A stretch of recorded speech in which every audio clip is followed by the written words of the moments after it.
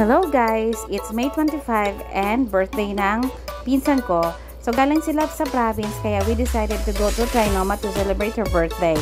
So ayan, kung makikita ninyo, papasok na kami. Ayan si Madam, of course, kasama si Mamang Becca, at the same time si Lola Nilda niya. So pupunta kami ngayon ng Yakimix Trinoma. So kung makikita ninyo, ang dami-daming choices ng food nila. So yung kinuha namin yung promo kasi birthday nga ng pinsan ko.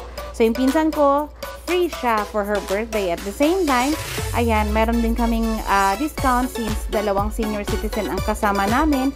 At the same time, si Mikay, half lang yung kanyang binayaran. Kasi pag 3 feet above or more than 3 feet lang siya, but below 4 feet, half lang yung babayaran niya. So napakadaming choices ng food nila. May seafoods, meron din silang pang ihaw, pang grilling. At the same time, marami din silang mga sweets like gummies, candies, and of course, meron din silang ice cream and yung fruits at ang dami-dami pa. So ang saya-saya talaga ni Madam. So napakanta siya with the happy birthday na kinanta nilang mga nila.